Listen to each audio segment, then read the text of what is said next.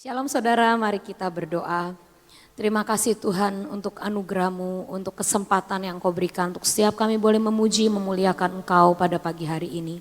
Biar setiap pujian, penyembahan dan deklarasi iman kami naik di hadapan Tuhan, dan itu semua adalah semua yang akan terjadi dan sudah terjadi di hadapan kami.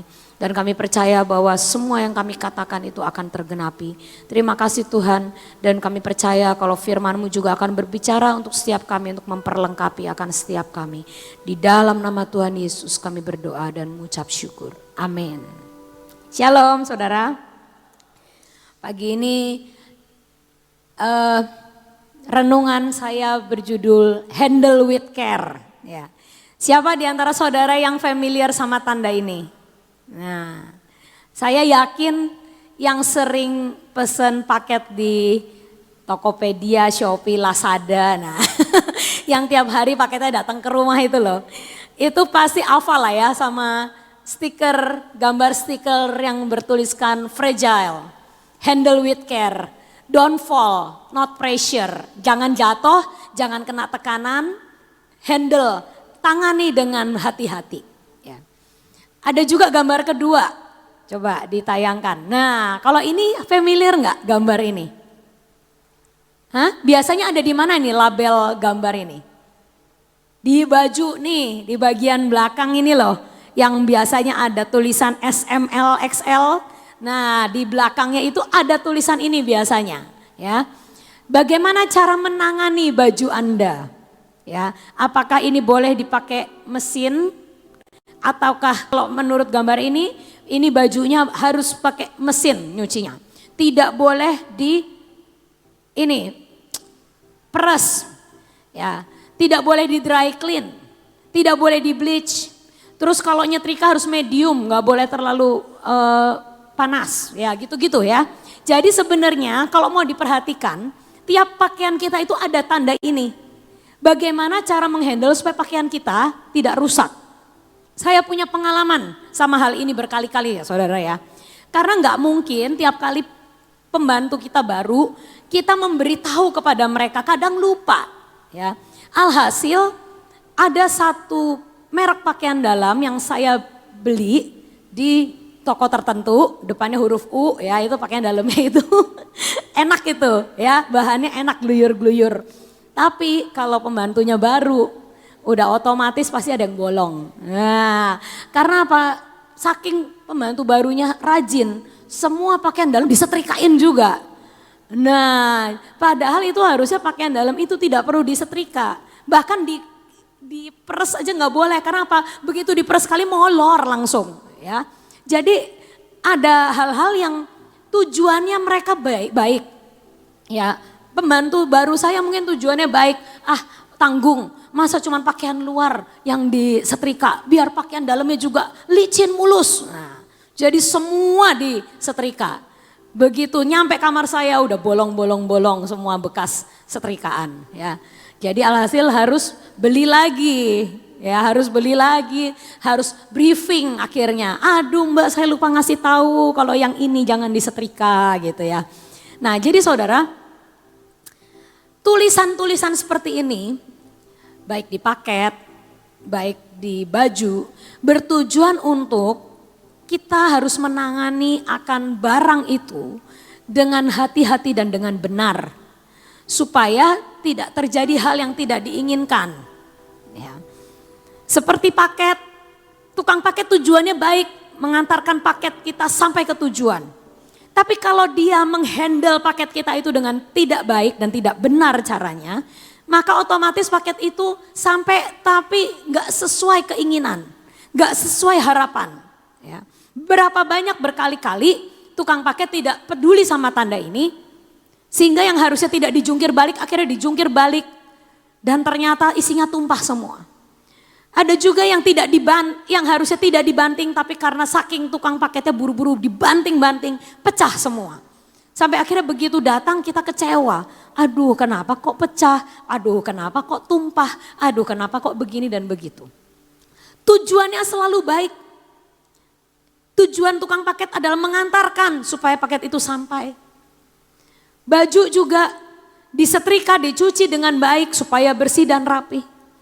Tapi ada hal-hal tertentu dalam hidup ini ya, yang harus di-handle with care. Yang harus ditangani dengan cara yang benar. Supaya tujuannya sampai. Demikian juga janji-janji Tuhan dalam hidup setiap kita. Ya. Setiap janji itu baik. Yusuf menerima janji Tuhan saat dia masih di rumah ayahnya. Apa janjinya? Bahwa engkau Yusuf, engkau tidak sama dengan yang lain. Dia bermimpi 2 kali. Yang satu mimpinya adalah gandum saudara-saudaranya tunduk sama gandum dia. Yang kedua dia mimpi apa? Matahari, bulan, bintang tunduk sama dia. Jadi waktu itu dia udah tahu persis, aku akan menjadi orang besar. Aku akan menjadi orang hebat. Tapi yang saya salut sama Yusuf adalah dia juga tahu cara menghandle akan janji Tuhan itu. Kita baca dulu ya. Kejadian 39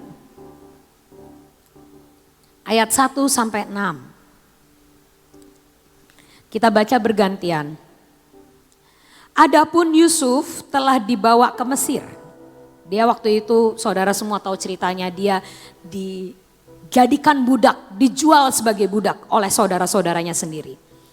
Dan Potifar seorang Mesir, pegawai istana Firaun, kepala pengawal raja, membeli dia dari tangan orang Ismail yang telah membawa dia ke situ. 2.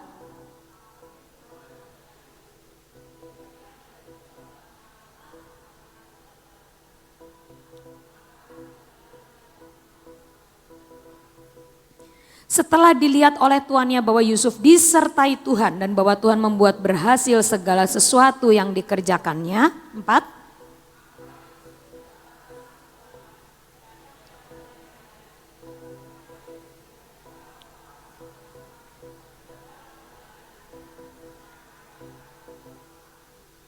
Sejak ia memberikan kuasa dalam rumahnya dan atas segala miliknya kepada Yusuf, Tuhan memberkati rumah orang Mesir itu karena Yusuf. Sehingga berkat Tuhan ada atas segala miliknya, baik yang di rumah maupun yang di ladang. 6. Segala miliknya diserahkannya pada kekuasaan Yusuf. Dan dengan bantuan Yusuf, ia tidak usah lagi mengatur apa-apapun selain dari makanannya sendiri. Adapun Yusuf itu manis sikapnya dan elok parasnya. Nah, Yusuf adalah salah satu contoh di Alkitab yang menurut saya berhasil dalam menghandle akan janji Tuhan. Ya. Karena apa? Kalau saudara bayangkan posisi Yusuf saat dia mau dijebak oleh istri Potifar untuk tidur bersama dia dengan istri Potifar itu. Posisi Yusuf itu sebenarnya kurang menguntungkan. Karena dia tahu kalau dia menolak ajakan istri Potifar, itu kemungkinan besar dia akan menderita. Dan dia akan difitnah. Itu sebenarnya sudah ada di skenario otak Yusuf. Karena apa? 1, posisi dia budak. Tapi waktu itu posisi dia itu adalah budak yang lagi disayangi tuannya. Dan dia waktu di rumah papahnya, dia itu menjadi anak yang sangat dimanja, hidup enak. Ya, lalu habis itu dia drop hidupnya, masuk ke sumur, dijual sebagai budak sama saudara-saudaranya, hidup gak enak di Mesir. Nah itu lagi dalam keadaan terpuruk, tiba-tiba Tuhan angkat pelan-pelan. Dan dia ada di satu posisi yang cukup enak waktu itu. Kenapa? Bukan budak yang disiksa, bukan budak yang diinjak-injak tuannya. Tapi ternyata di satu titik itu dia hidupnya sudah lumayan enak. Dia menjadi budak tapi dipercaya.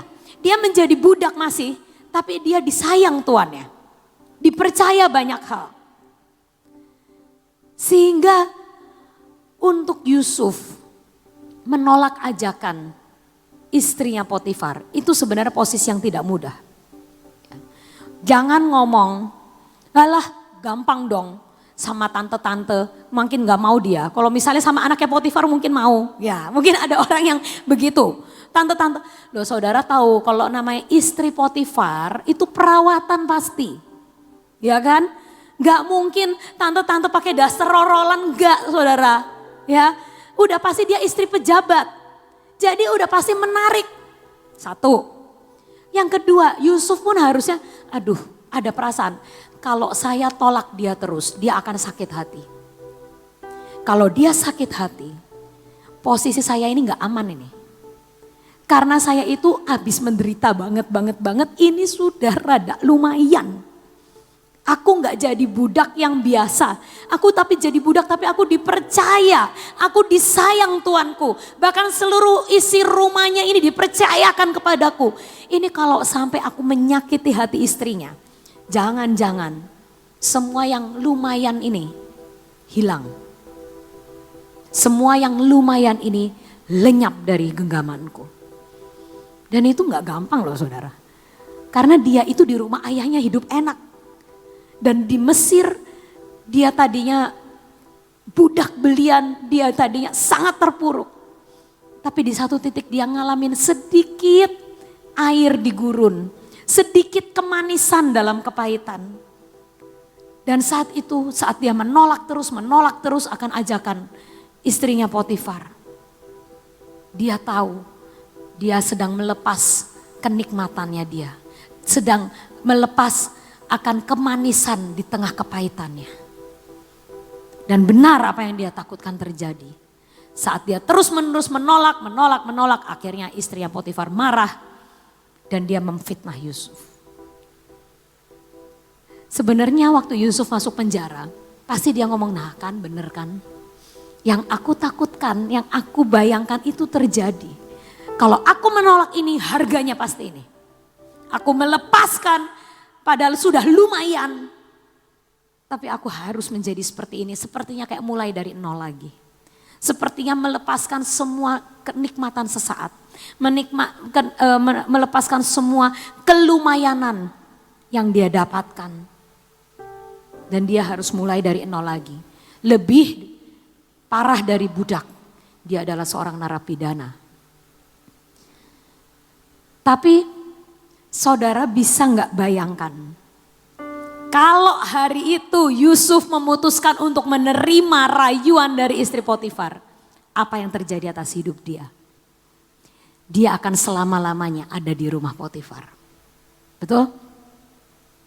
Kalau dia hari itu memutuskan, aku mau bantu Tuhan. Tuhan pernah berjanji sama aku, untuk aku ini nggak menjadi buntut, tapi aku jadi kepala. Aku bukan jadi ekor, tapi aku akan jadi kepala. Tuhan kan sudah berfirman padaku bahwa aku akan menjadi leader. Aku gak akan jadi budak. Aku bantu Tuhan. Kalau hari ini istri Potifar ngajak aku tidur, aku akan tidur sama dia dan aku akan mendapat posisi yang lebih tinggi dan menggenapi firman Tuhan. Kalau dia hari itu tidak menghandle janji Tuhan dengan benar, kalau dia hari itu memilih pakai caranya sendiri, dia tidak memakai cara yang Tuhan suruh, dia tidak memakai jalannya Tuhan. Maka hari itu dia sedang melepas mimpinya itu, membakar mimpinya itu. Dan dia mungkin untuk sesaat akan tetap aman dan nyaman tinggal di rumah Potifar. Dia tidak akan kehilangan pekerjaannya, dia akan tetap menjadi kesayangan Potifar. Dia akan tetap dipercaya oleh Potifar kalau dia bisa menutup skandalnya. Tapi ingat, dia akan tetap berakhir di rumah Potifar. Dan dia akan menjadi budak selama-lamanya di rumah Potifar. Dan semua janji Tuhan, semua ketetapan Tuhan tidak berlaku atas hidupnya. Karena dia tidak menghandle janji Tuhan dengan benar. Mungkin aman sesaat, nyaman sesaat. Tapi apa yang Tuhan targetkan atas hidupnya gak nyampe. Apa yang harusnya terjadi di hidupnya. Bahwa Tuhan ngomong gak apa-apa Yusuf. Kamu masuk penjara. Tapi dari penjara ini aku akan naikkan engkau langsung ke tahta. Itu gak akan terjadi kalau waktu itu Yusuf memilih untuk berbuat dosa. Tapi yang saya salut adalah Yusuf bisa menahan dirinya. Untuk tidak memakai caranya sendiri. Untuk tidak memakai egonya, untuk tidak memakai kemanusiawiannya. dan membantu Tuhan, mencoba memakai kekuatannya untuk membantu Tuhan. Nah, ini adalah kunci utama. Bagaimana kita harus handle janji Tuhan dengan cara yang benar. Jangan pernah pakai kekuatan dan kepandaian kita sendiri dan kebenaran kita sendiri. Karena saat kita mulai bantu Tuhan dengan cara kita, pasti runyam. Karena apa? Karena ada iblis yang akan menuntut. Tuh Tuhan, dia salah. Tuh Tuhan, caranya begitu. Dan Tuhan adil. Seperti yang terjadi dalam hidup Yakub ya saudara. Saya pernah bahas ayat ini juga. Ribkah itu waktu pas melahirkan Esau dan Yakub. Tuhan memang berbicara kepada Ribkah. Yang di dalam kandunganmu itu akan menjadi dua bangsa. Anakmu kembar. Waktu dulu belum ada USG. Ya, tapi Tuhan udah ngomong anakmu kembar. Yang kecil, yang lahir belakangan, itu akan menjadi tuan atas kakaknya. Yang kecil itu akan menjadi pemimpin yang lebih dahsyat. Yang kecil itu akan menjadi bangsa yang lebih besar. Nah, itu Ribkah dapat dari Tuhan. Tapi cara Ribkah menghandle janji Tuhan itu salah. Dia menyuruh Yakub untuk nipu bapaknya. Kamu nih ya dijanjiin, kamu dapat jatah lebih besar. Makanya karena itu tipu bapakmu supaya dia ngerasa kamu Esau. Supaya dia memberikan akan berkat kesulungan kepadamu dan bukan kepada Esau. Yakub nurut. Tapi apa yang terjadi? Di akhir hidupnya Yakub berkata, aku hidup dalam penderitaan. Bayar harganya terlalu mahal saudara. Terlalu banyak harga yang harus dibayar. Nah mungkin saudara ada yang ngomong, loh kalau gak dibantu begitu, kalau gak dibantu dengan cara menipu, nanti bapaknya akan ngurapin Esau. Betul? Banyak yang sering kali kita ngomong gitu, kalau gak gini nanti janji Tuhan gak sampai. Kalau gak gini nanti janji Tuhan lepas dari hidupku. Salah saudara. Di akhir hidupnya Tuhan nunjukin ke Yakub cara yang handle with care-nya gimana. Waktu dia dihadapkan pada cucunya yaitu anak Yusuf, Manasye dan Efraim. Itu akhir hidupnya sebelum Yakub mati. Tuhan menunjukkan cara mencuci yang benar dan cara mengatasi paket yang benar. Tuhan ngomong, Tuhan tuh lucu kok. Memang Tuhan tuh orangnya menunjukkan jalannya. Tapi seringkali kita itu keminter. Tuhan berkata gimana kepada Yakub waktu dia mau meninggal? Tumpangkan tanganmu secara menyilang. Terus Yakub ngomong, Yusuf ngomong ke Yakub, Pah salah Pah, kanan itu artinya tangan kanan itu harus ke anak yang pertama. Tangan kiri ke anak yang kedua. Tapi Yakub ngomong aku tahu. Tapi Tuhan nyuruh begini, yang kecil akan menjadi tuan atas yang besar. Efraim akan melebihi Manasye, jatahnya. Dan dia menyilangkan tangannya. Dan waktu itu saya yakin Yakub berkata dalam hati, iya ya Tuhan. Kalau waktu itu aku gak merebut hak kesulungan kakakku dengan cara yang salah, mungkin hidupku gak akan semenderita ini. Tapi yang disyukuri adalah kalau Yakub lumayan, dia nyampe walaupun babak belur saudara. Di akhir hidupnya dia berkata aku tuh babak belur. Memang aku menggenapi janji Tuhan, karena Tuhan tidak bisa mengingkari janjinya. Tapi aku sampai garis finish dengan penuh penderitaan. Itu kata-kata Yakub waktu di depannya Firaun. Dan seringkali itu karena kesalahan kita sendiri. Kalau janji Tuhan akhirnya kita nikmati tapi nyampainya babak belur.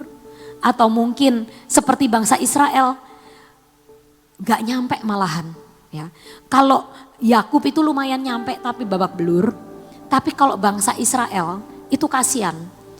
Kanaannya sudah di depan mata dijanjikan. Mujizat penyertaan Tuhannya sudah nyata di gurun. Masih gagal. Karena mereka tidak bisa menghandle hati mereka. Menghandle janji Tuhan dengan cara yang benar. Mereka terus bersungut-sungut, mereka terus tidak percaya, mereka terus menyalahkan Tuhan, mereka terus kepahitan sama Tuhan, mereka terus tegar tengkuk, mereka mencari caranya sendiri, mereka jalan dengan kekuatan sendiri.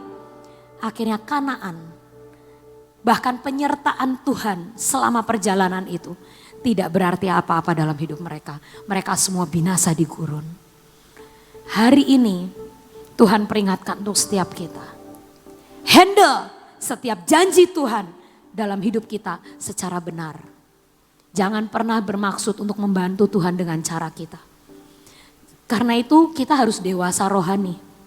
Kita orang dewasa, waktu itu Pak Ridwan memberi suatu firman yang sangat bagus. Tentang Petrus waktu dikasih tahu Tuhan. Dulu waktu engkau muda, engkau pergi seenakmu. Engkau berjalan ke sana ke sini seenakmu. Tapi nanti kalau engkau sudah tua, engkau akan menjadi tawanan roh. Engkau akan pergi kemana Tuhan suruh engkau pergi. Dan Tuhan akan mengikat kakimu sehingga engkau hanya pergi ke tempat yang aku suruh. Arti kedewasaan rohani adalah kita tidak melakukan semua sepenake dewek. Kita tidak melakukan semua cara berdagang kita, cara kita mengurus rumah tangga, cara kita mendidik anak-anak kita, cara kita melayani suami kita dan mengasihi istri kita. Kita tidak pakai cara seenaknya sendiri. Tapi selalu kita berkata, Tuhan, bagaimana cara aku menangani ini? Buat ibu-ibu yang mungkin anaknya sudah mulai remaja, mulai berontak, mulai ngelawan. Jangan pakai cara, jangan cuma sekedar baca buku-buku teori. Ya, karena buku itu membantu tapi tidak sepenuhnya. Yang terutama adalah minta ruah hokemah sama Tuhan. Tuhan, beri aku hikmat gimana cara menangani anakku yang sudah mulai remaja ini. Bagaimana cara aku ngomong ke dia, mendidik dia. Supaya anak ini yang kau anugerahkan kepadaku. Ini seperti paket fragile. Ya. Bagaimana cara aku menghandle supaya enggak rusak. Demikian juga untuk rumah tangga.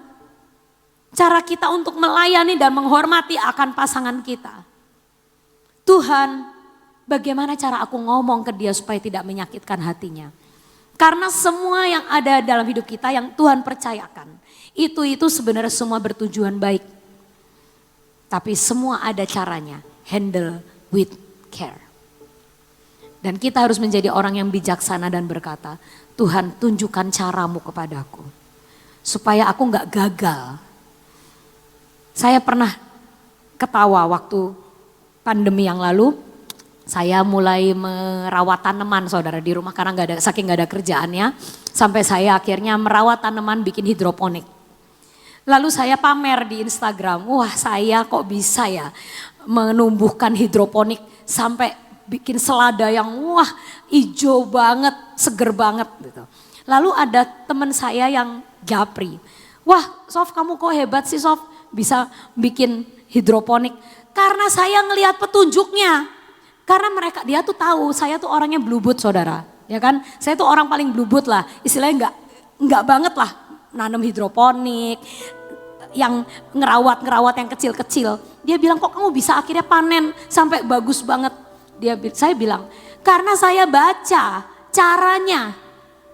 Saya dari biji, diapain bijinya, disemprot apa, dikasih apa, saya turutin semuanya.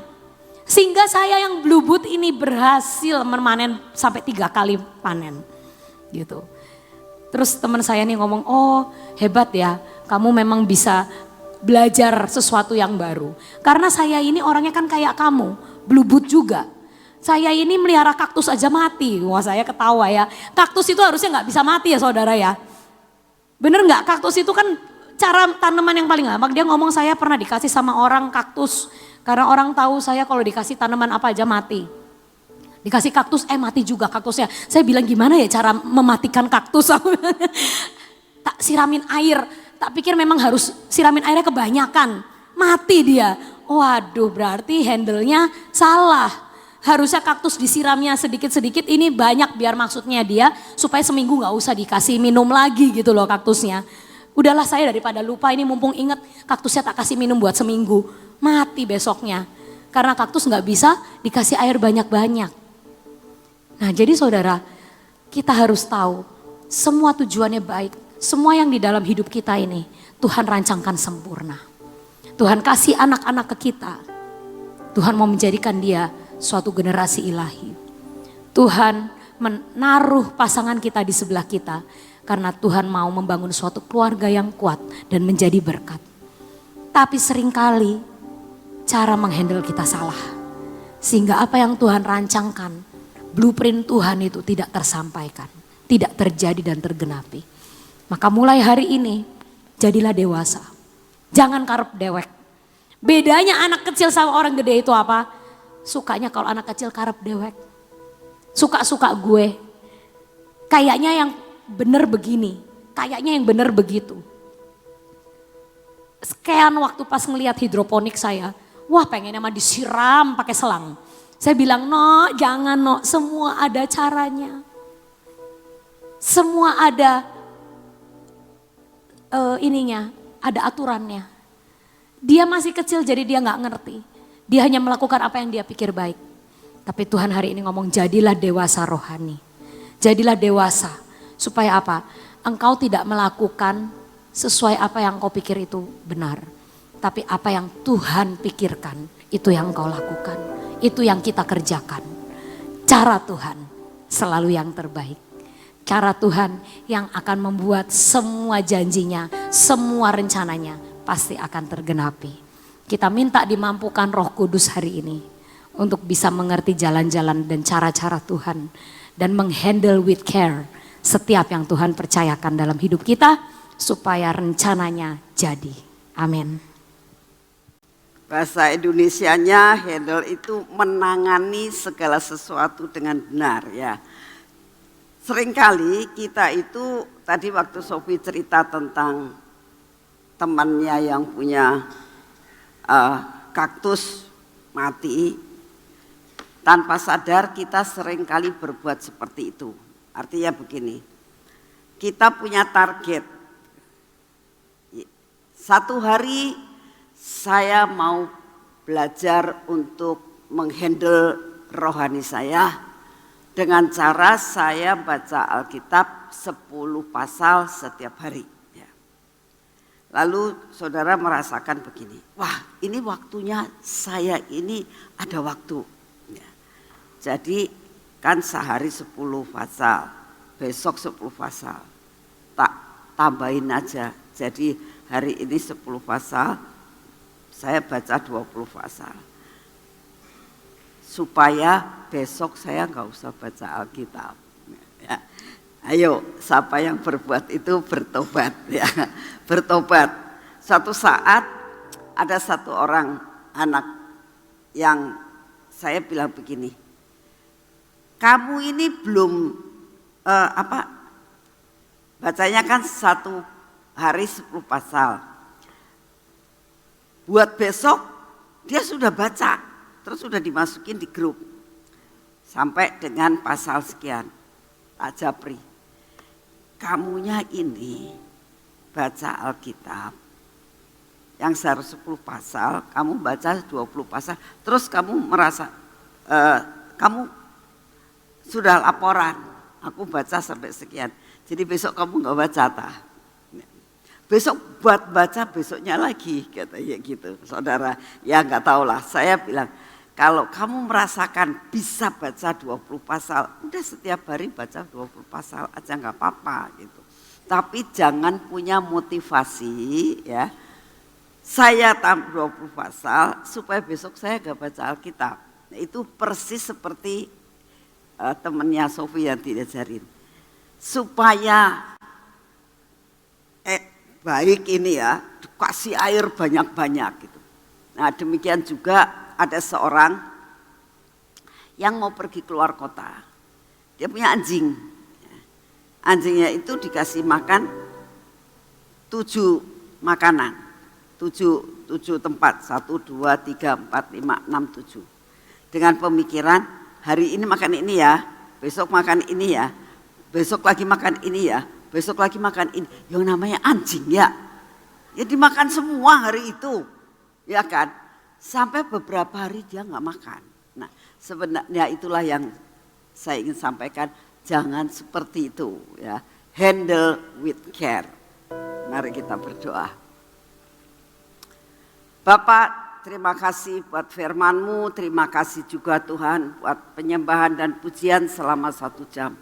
Terima kasih Tuhan, Engkau begitu amat sangat baik atas hidup kami. Setiap hari Engkau memeliharakan kami. Engkau katakan, Engkau memberikan berkat-Mu kepada kami secukupnya Tuhan. Terima kasih buat kami mengerti akan apa yang Engkau rindukan dalam hidup kami. Untuk benar-benar menghandle rohani kami. Untuk tetap sehat dan kuat secara rohani. Terima kasih Tuhan dimanapun kami berada saat ini. Kami tetap mau menyatukan hati kami. Menyatukan hati kami. Mari saudara dimanapun kita berada, kita sehati berdoa buat bangsa dan negara kita. Masing-masing berdoa buat bangsa dan negara kita. Apa yang saat ini ada dalam hatimu untuk mendoakan bangsa ini?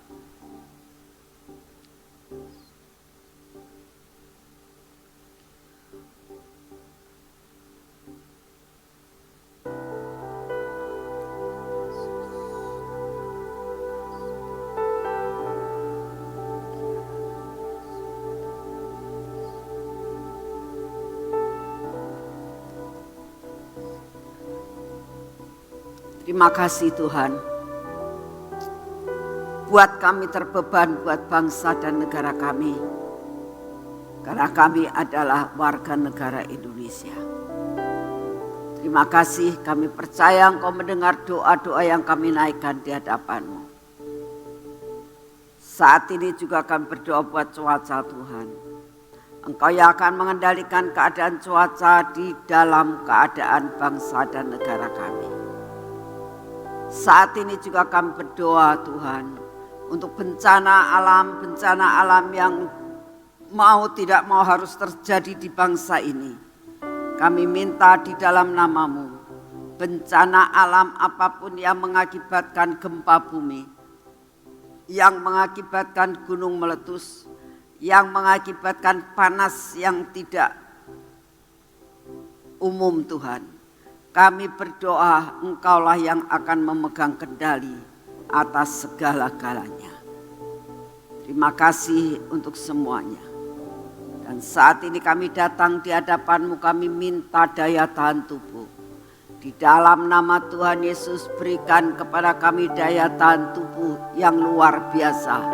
Memasuki hidup kami dan keluarga kami. Sehingga kami menjadi anak yang sehat, kuat. Menjadi anak-anak-Mu yang terus mempunyai kesehatan yang prima di dalam nama Tuhan Yesus. Terima kasih untuk semua dan semuanya.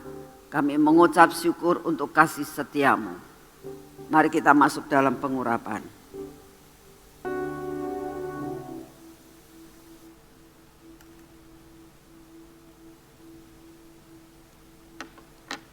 Dalam nama Tuhan Yesus.